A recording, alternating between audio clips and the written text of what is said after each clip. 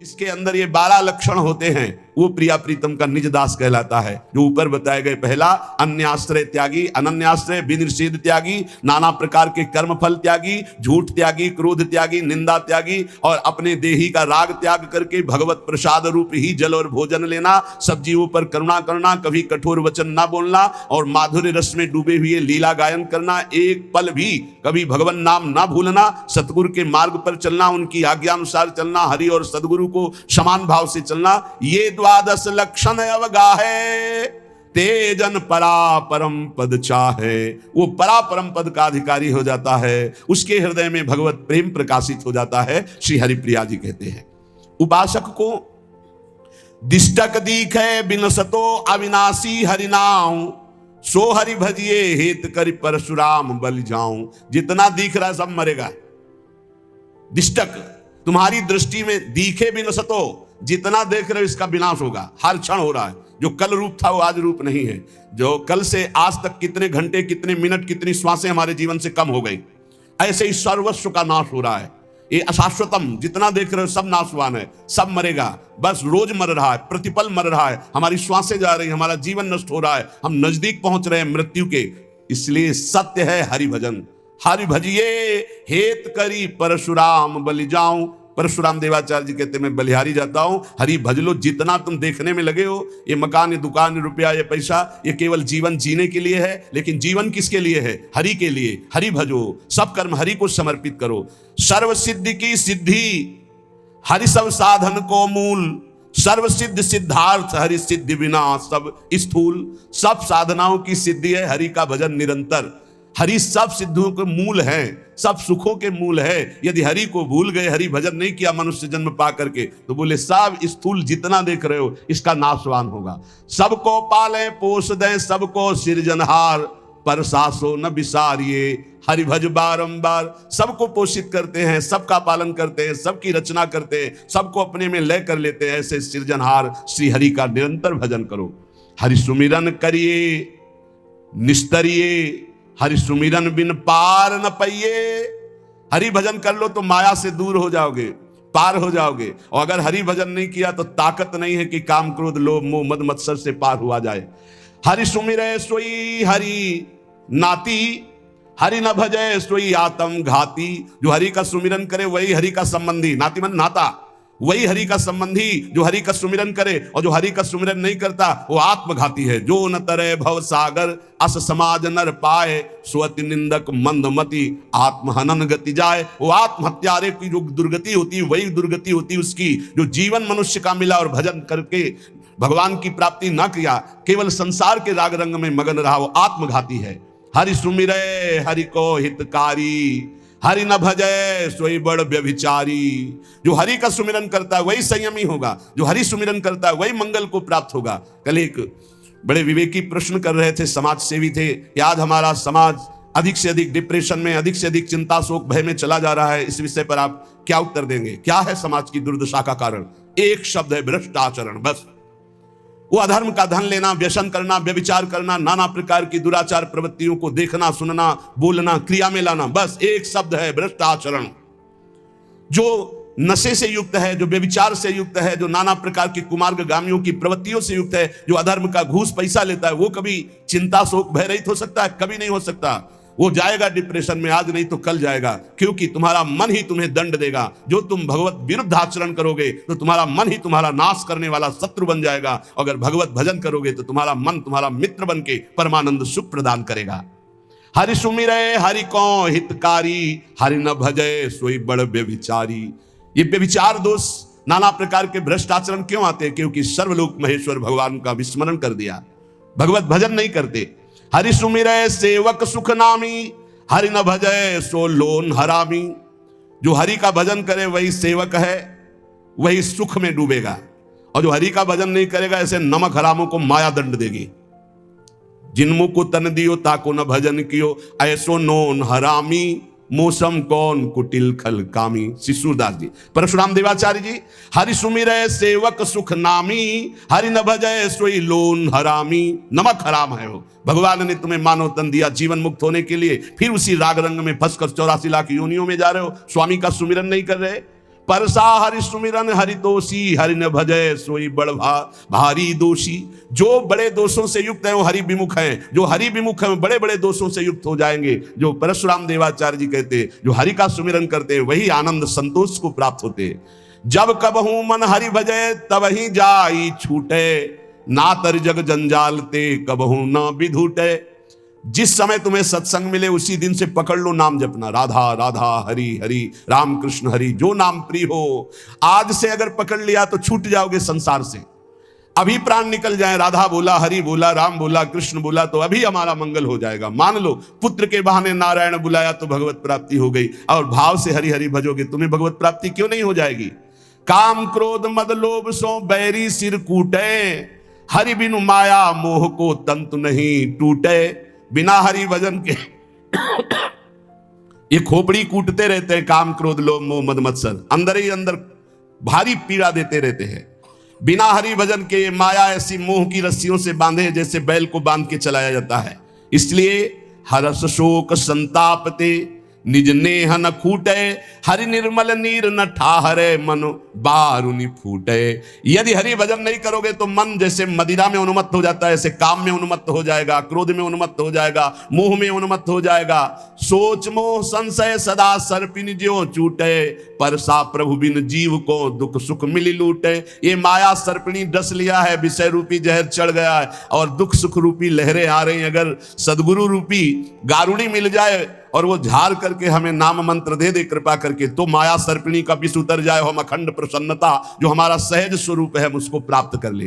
संत सदगुरुदेव की सेवा में अपने जीवन को समर्पित करना बहुत कठिन बात है।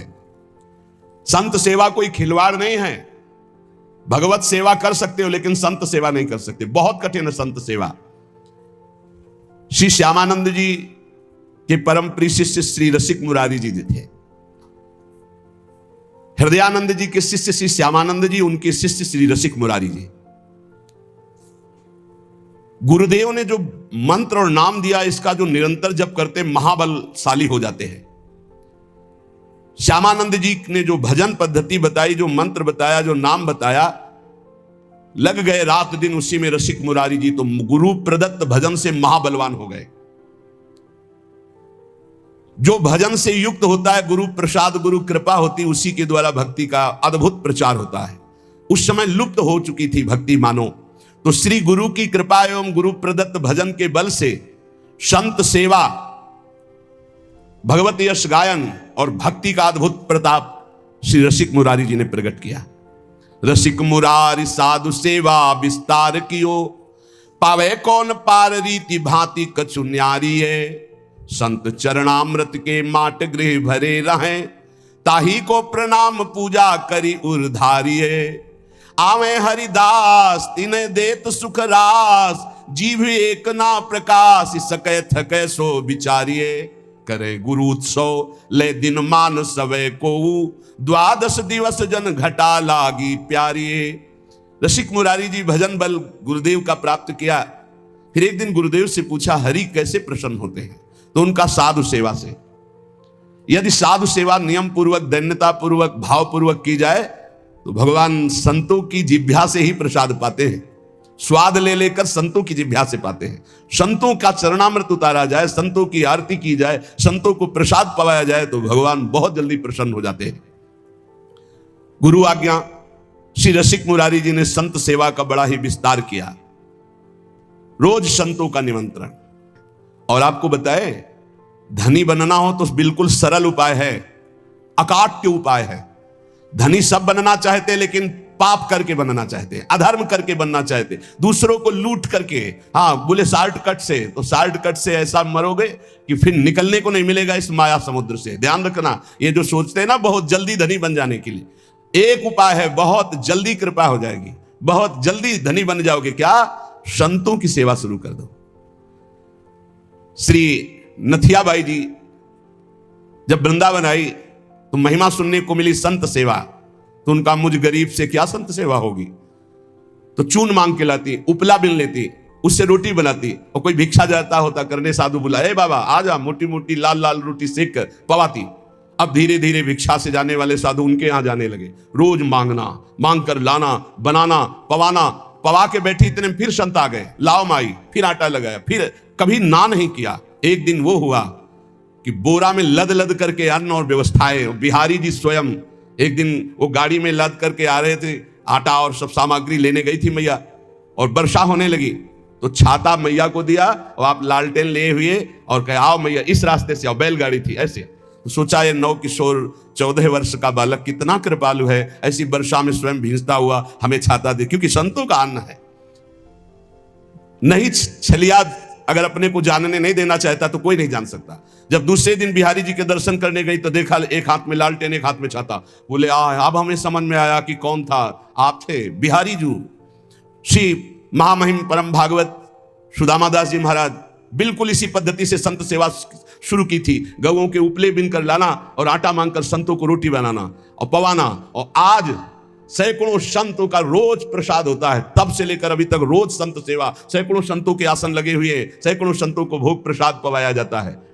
रसिक मुरारी जी ने गुरु आज्ञा का पालन, संत सेवा करनी, पर संत सेवा का बहुत कठिन व्रत है, बहुत कठिन व्रत है, क्योंकि अलग अलग स्वभाव के संत, अलग अलग भाव के संत। ध्यान से सुना जाए, संत सेवी भाव रखने वाले उपासक, आपकी एक विलक्षण भावना थी, सब संतों का चरणोदक उतारते।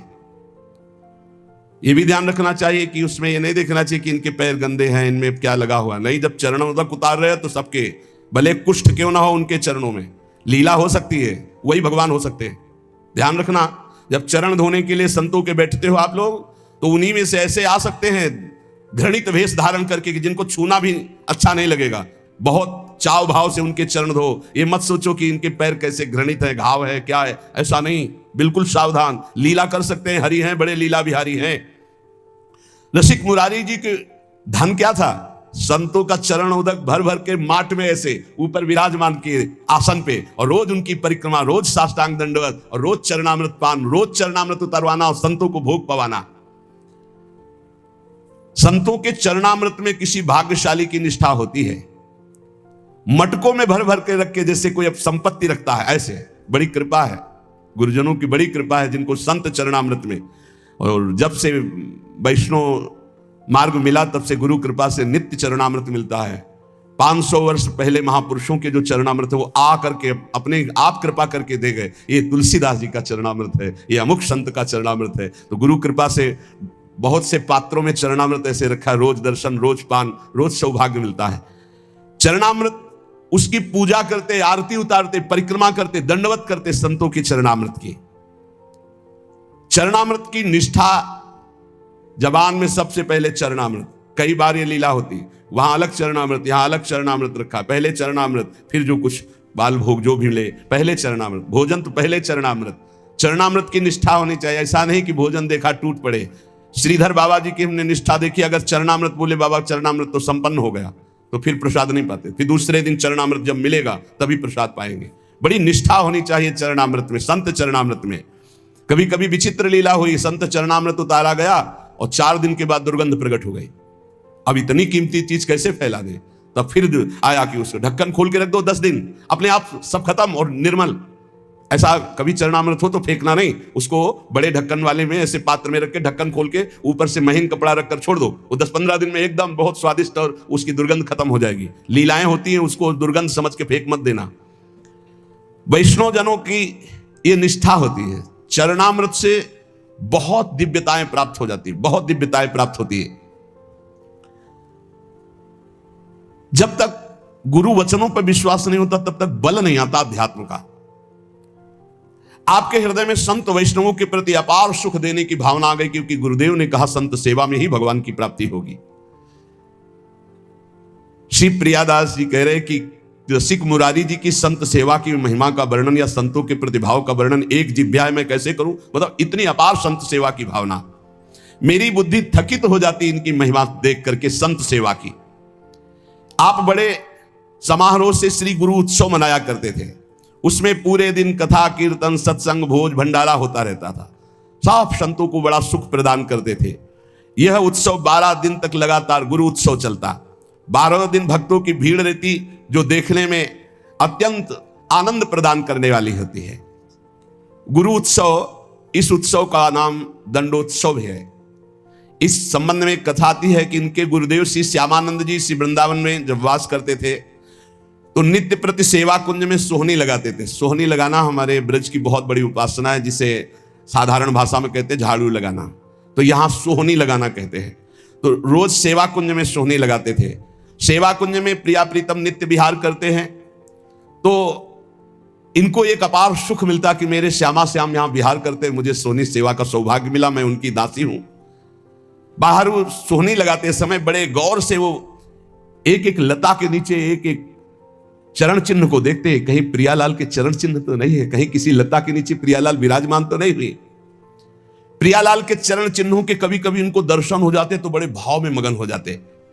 कभी कभी युगल चरणारविंद के दर्शन होते। कैसे पहचान होती कि प्रियालाल के चरण चिन्ह? क्योंकि प्रियालाल के चरण में 19 चिन्ह हैं, चरण चिन्ह। सबके साधारण चरण ऐसे, प्रियालाल के चरणों में चरण चिन्ह हैं, उनको देखकर पहचान होती ये युगल सरकार के चरण चिन्ह हैं। बड़े भाव में मगन हो जाते सोहनी लगाते हुए। सेवा कुंज में सोहनी सेवा करते। एक दिन प्रियाजू ने इन्हें दर्शन देने की इच्छा की। सेवा में बड़ी सामर्थ्य, इसलिए कहते हैं कि वृंदावन में कहीं भी थोड़ी सोहनी लगा दोगे तो तुम्हारे भाग्य में सोहनी लग जाएगी, सब कूड़ा करकट अशुभ प्रारब्ध नष्ट हो जाएगा। श्री जी की इच्छा हुई दर्शन देने की, पर श्री जी सीधे दर्शन नहीं दे सकती। जब तक किसी सखी का कृपा प्रसाद नहीं प्राप्त होगा तो श्री जी इच्छा भी करेंगी तो दर्शन नहीं दे पाएंगे। इसलिए ये आचार्य रूपा सहचरियां, इनकी कृपा पहले प्राप्त होनी चाहिए, तब श्री जी के दर्शन होंगे।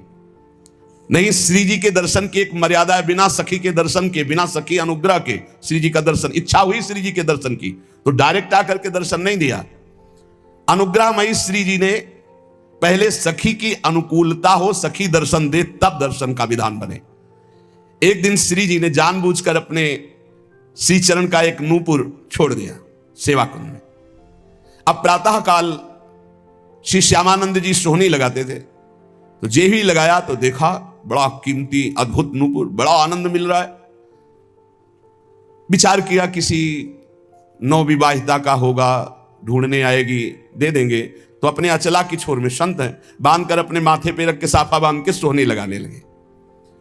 सोच रहे थे किसी की बेटी या किसी की नवविवाहिता बहू का ही है, क्योंकि बहुत खोजने आएगा तो देंगे। श्री जी ने अपने आभूषण श्री ललिता जी से कहा कि संभाल करके मंगला के आभूषण रखो। तो उनमें कहा, प्यारी जी आपके एक श्री चरण का नूपुर तो है ही नहीं। जानबूझ के श्री जी ने गिराया था, क्योंकि जब तक सखी कृपा नहीं होगी तब तक श्री जी दर्शन नहीं देंगे। जाओ देखो सेवा कुंज में किसी लता के नीचे कहीं अरज कर तो नहीं गिर गया। ललिता जी ने खोज प्रारंभ की तो देखा श्री श्यामानंद जी वयोवृद्ध सोहनी लगा रहे हैं, राधा राधा सोहनी लगा रहे। ललिता जी ने विचार किया मैं अपने स्वरूप से जाकर के इनसे मांगूंगी तो अच्छा नहीं रहेगा। तो साधारण वेश में गई और कहने लगी कि बाबा यहां सोहनी लगाते, नूपुर तो नहीं मिला, यदि मिला हो तो मुझे दे दीजिए। तुम्हारा तो नूपुर नहीं हो सकता, क्योंकि साधारण वेश में ललिता जी थी। मेरा नहीं, मेरी बहू का है, लाओ। नहीं, ऐसे तो मैं नहीं दूंगा। तुम्हारी बहू का है तो पहले वो चरण दिखावें जिसमें वो नूपुर बंधा है, और ठीक हमारे जैसा नूपुर है कि नहीं वो, अगर है अभी दे दूंगा, अगर नहीं दिखाया नहीं दूंगा। अंदर आनंद हो रहा है कि इस नूपुर में कुछ तो है, क्योंकि इसकी खोज हुई है और ये जो हमसे बात कर रहे हैं बड़ा अपार आनंद मिल रहा है, पर ये अपने वेश को छुपाए हुए ये दिव्य है, कोई साधारण नहीं। अरे नाय बाबा तू मुझे दे दे। नहीं नहीं, मैं आपको दे दूं। और थोड़ी देर बाद जिस बहू का गिरा है या जिस बेटी का गिरा है वो आके बोले कि मेरा नूपुर, तो हम तुम्हें कहां खोजेंगे? नहीं, हम तभी देंगे जब दूसरे चरण का नूपुर पहना के, तब हमें वो नूपुर वहां, तो ये नूपुर ले उनके चरण में बांध दो। बहुत हटकिया ललिता जी ने नहीं दिया। तब जाकर श्री जी से बात की तो श्री जी ने कहा सखी अब तो हम ही को चलना होगा, क्योंकि बहुत जिद की है और श्री जी दर्शन देना चाहती थी, इसलिए ये लीला की। और सखी देखिए रोज मेरी कुंज की सेवा सोहनी सेवा करता है, चलो इसको निहाल करते हैं। देखो कैसी हमारी करुणामयी स्वामिनी। देखो नूपुर भी मिल जाएगा और रोज सोहनी सेवा करता है तो इसका फल भी उसको मिल जाएगा, मेरे दर्शन हो जाएंगे। श्री जी उतावली है दर्शन देने के लिए, इसलिए हमारी स्वामिनी जैसा स्वभाव किसका। सहज स्वभाव पर्यो नवल किशोरी जी को, मृदुता दयालुता कृपालुता की राशि है, स्वयं दर्शन का विधान बनाती, अपने नूपुर छोड़ दिए। श्री जी ललिता जी के साथ आई। ललिता जी ने कहा देखो इनके चरणों की तरफ देखो, वो नूपुर है ना, ऐसा है ना नूपुर, उतारे देख, हाँ साष्टांग चरणों में लौट गए।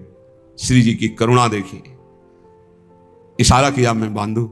श्री जी ने श्री जी के चरणों में नूपुर बांधा और श्री जी ने वरद हस्त श्यामानंद महाप्रभु के मस्तक पर। क्या सौभाग्य, ये कथाएं नहीं है, यही की सत्य घटनाएं हैं। ये घर है श्री जी का घर, ऐसा न समझो किसी युग की कोई हम कथा कह रहे हैं, ये घर है श्री जी का प्यारे। यहां आज भी श्री जी कैसे तुम्हें बताए, बस वाणी की सामर्थ्य नहीं, कहा कहो एक जीव सखीरी बात की बात बात।